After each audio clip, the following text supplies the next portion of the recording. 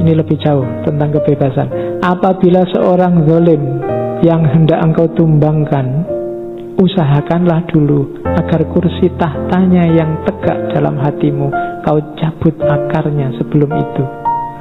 Sebab bagaimana seorang zalim dapat memerintah orang bebas yang berharga diri jika bukan engkau sendiri membiarkannya menodai kebebasan yang kau junjung tinggi, mencorengkan arang pada harkat martabat kemanusiaanmu pribadi.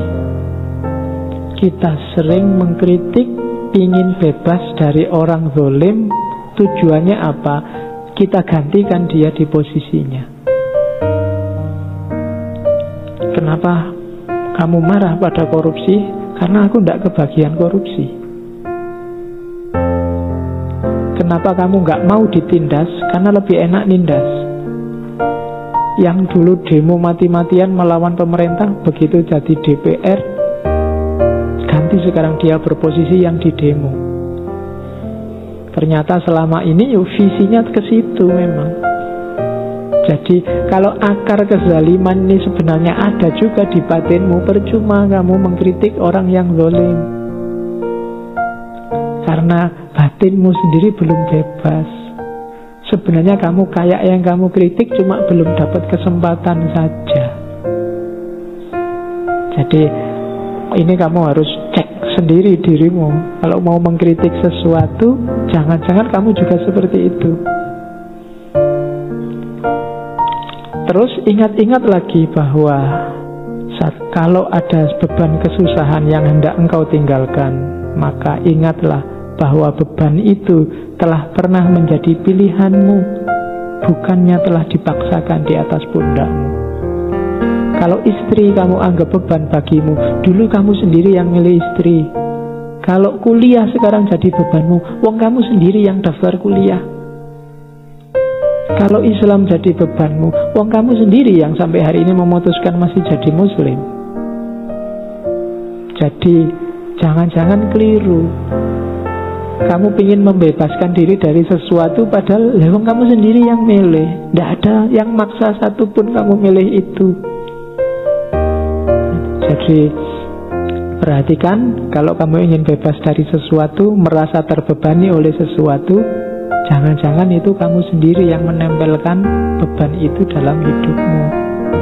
Atau bila mana ketakutan yang ingin kau hilangkan, maka ingatlah perasaan takut, perasaan ngeri yang ada di hatimu itu tidak berada pada dia yang kau takuti, tapi pada dirimu. Jadi kamu takut apa? Takut ditindas, itu kan yang takut dirimu, ada di batinmu. Membebaskannya gampang, ya jangan takut. Tidak usah kamu marah-marahi yang kamu takuti.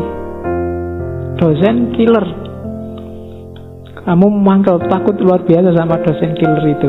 Gimana Pak caranya bebas dari dosen killer biar tidak takut lagi? Ya tidak usah takut. Wong takutnya itu kamu kok, ada di dirimu sendiri. Kalau kamu nggak takut kan selesai. Persoalannya ada dalam diri kita, tidak pada objek yang kita takuti. Takut hantu, itu kan problemnya ada di takutmu, bukan pada hantunya. Wong hantunya nggak ngapa-ngapain. Wong dia cuma kelihatan sebentar dan kamu lari-lari. Dia nggak niat nakut-nakuti. Kalau dia wajahnya serem loh Pak, lah memang wajahnya begitu. Ya kan, takutnya kan ada dalam dirimu, tidak pada hantunya. Mungkin dia juga serem melihat kamu, dia juga takut lihat kamu. Jangan dikira yang serem cuma dia. Jadi itulah kebebasan. Coba dicek lagi deh. Jadi rumusnya, jangan sampai kamu pingin bebas dan akhirnya terbelenggu oleh kebebasanmu sendiri. Jangan sampai kamu pingin membebaskan diri dari sesuatu yang kamu anggap jelek, padahal ternyata dalam dirimu kejelekan itu juga ada. Jangan sampai kamu bebas dan merasa terbebani oleh sesuatu, padahal itu pilihanmu sendiri.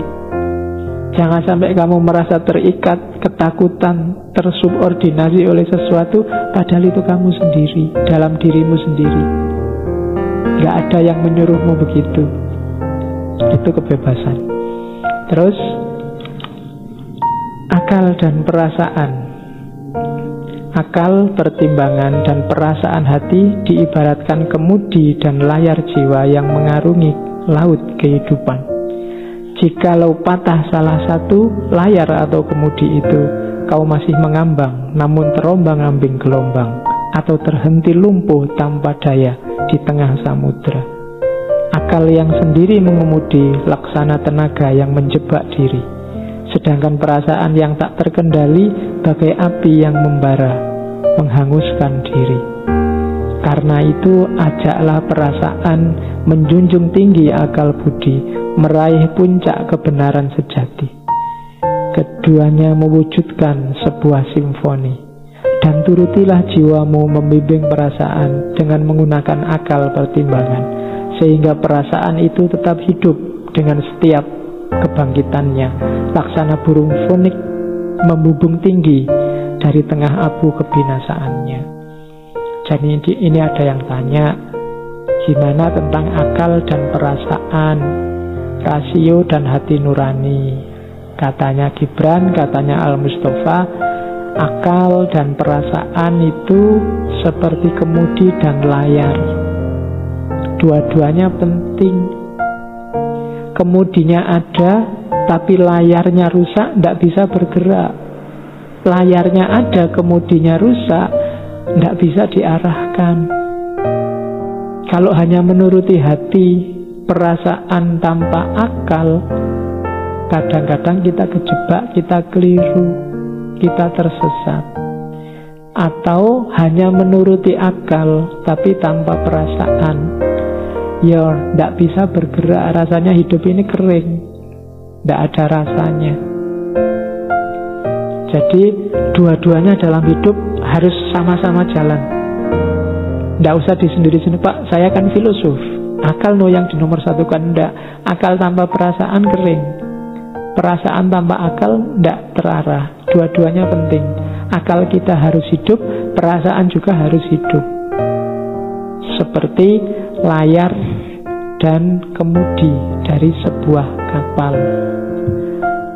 Oke, terus penderitaan. Ya, derita. Ini masih panjang. Jam 12 nanti selesainya. Oke. Sebagaimana biji buah mesti pecah agar intinya terbuka merekah bagi curahan cahaya, demikian bagimu kemestian niscaya mengenal derita serta merasakan kepedihannya. Ini bagi yang galau, yang sedang sumpek, diingat-ingat nasihatnya Al-Mustafa ya. Kalau saja hatimu masih peka digetari ketakjuban, menyaksikan kegaiban yang terjadi sehari-hari dalam kehidupan, maka derita pedih itu tidak kurang menakjubkan dari kegirangan. Dan engkau pun akan rela menerima pergantian musim di hatimu, sebagaimana engkau senantiasa rela menerima pergeseran musim yang silih berganti merayapi ladangmu. Semusim datang dan semusim pergi. Galau itu nikmat kalau mau disadari. Penderitaan itu menakjubkan, sebagaimana menakjubkannya kesenangan.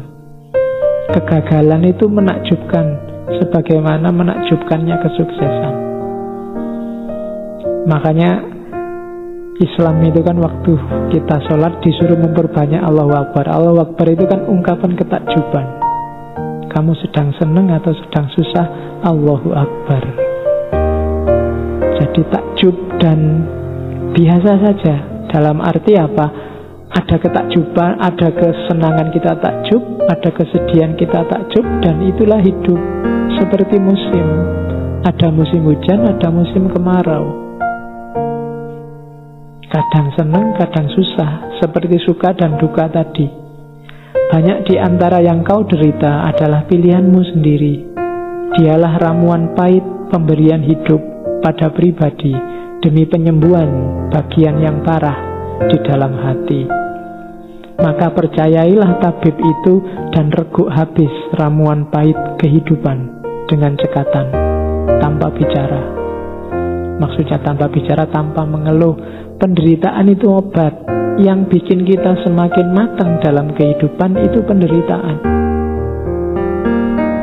Kalau kamu seneng terus, kamu tidak akan dewasa. Anak kecil yang dimanja terus oleh ibunya, oleh orang tuanya, dia tidak akan dewasa, tidak akan matang. Kadang-kadang harus dibikin susah, kadang-kadang minta apa tidak harus dikasih, kadang-kadang ingin melakukan apa harus dilarang. Dia nangis, dia menderita, tapi dia akan semakin matang cara berpikirnya. Tapi kalau dimanja terus, mentalnya tidak akan matang. Jadi penderitaan itulah yang bikin kita semakin, kalau di agama semakin naik kelas. Ujian itu semakin bikin kita tangguh secara mental. Kalau kita tidak terlatih dengan ujian, agak susah menghadapi kehidupan. Mahasiswa yang sejak semester 1 IP-nya 3,9 cum laude terus, dapat E itu bencana, dia tidak akan siap. Tapi mahasiswa yang sejak awal E-nya oke,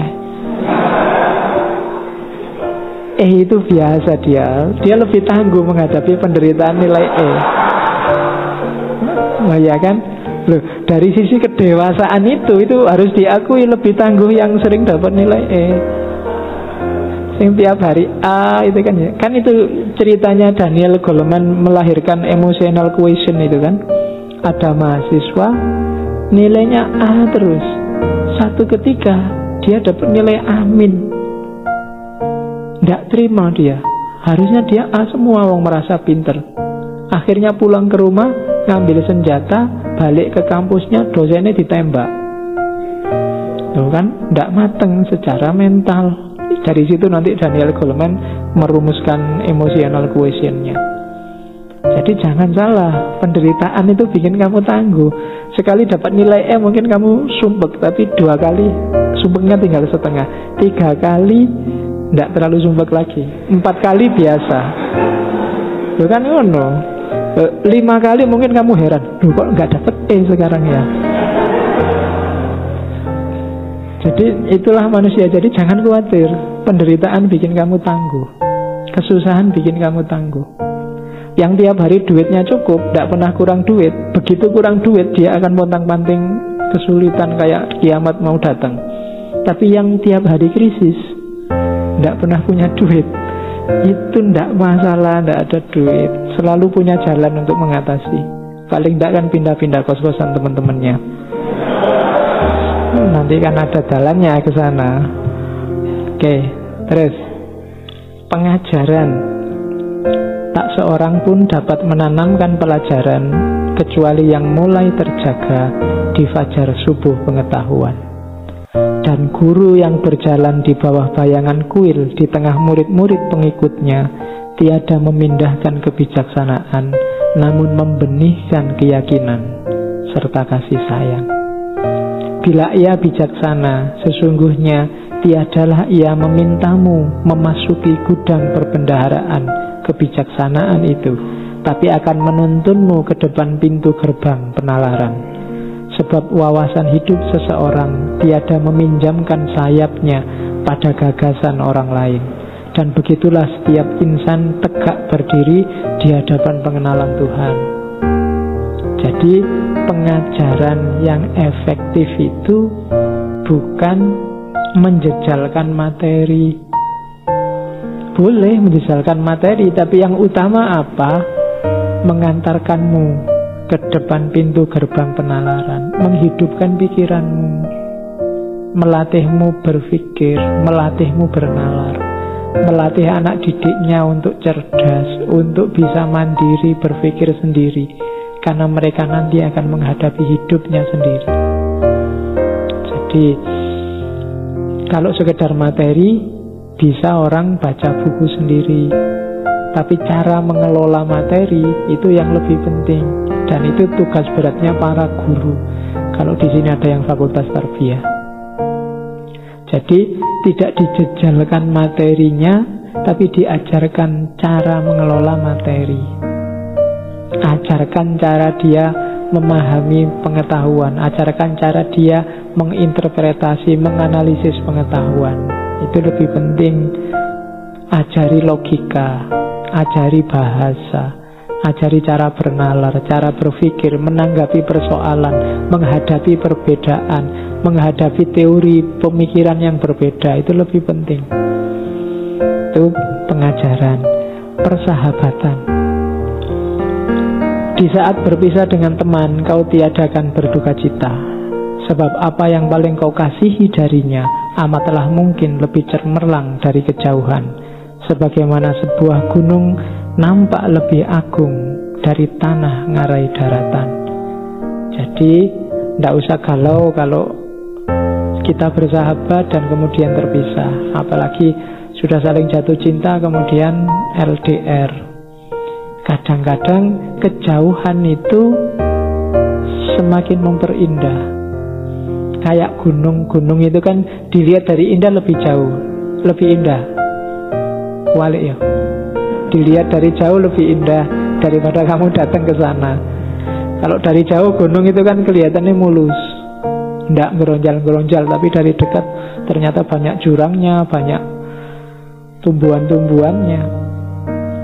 Kadang-kadang yang jauh itu kelihatan, kalian WA-an itu sama teman yang jauh kan akrab terus rasanya, tapi sama teman yang dekat itu sering konflik.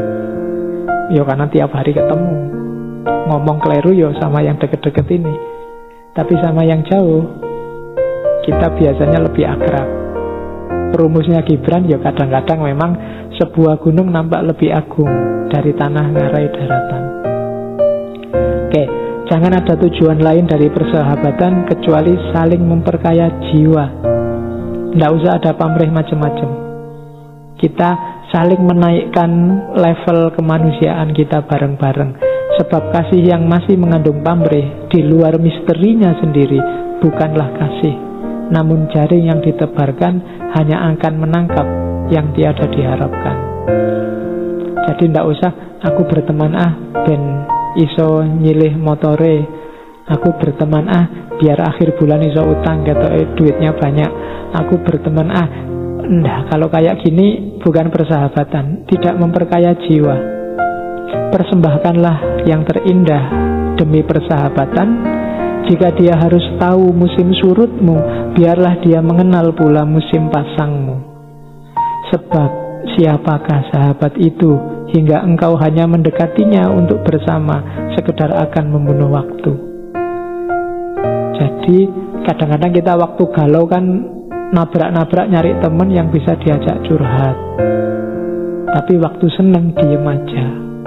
Waktu dapat hadiah uang banyak meneng wae, ndak kabar-kabar. Tapi waktu stres, wah gayane curhat di Facebook, di WA, temennya dikasih tahu semua, aku sedang susah nih. Jadi nyari teman hanya untuk tempat curhat. Ada juga nyari teman yang tinimbang nganggur, hanya untuk membunuh waktu. Carilah teman untuk bersama menghidupkan sang waktu, bukan menghabiskan waktu. Nah, kamu yang bisa menafsirkan ya. Hidupkan waktumu bersama-sama, bukan habiskan waktumu bersama-sama. Jadi lakukan bersama-sama hal-hal yang bermanfaat, yang nantinya tidak kau sesali. Kayak saya bilang di awal tadi, jangan sampai nanti, oh iya ya, dulu aku deket sama dia, coba aku belajar itu dari dia, coba aku dapat sesuatu dari dia. Kalau sudah lewat ya eman-eman, karena kemarin cuma menghabiskan waktu. Sekarang saatnya menghidupkan waktu.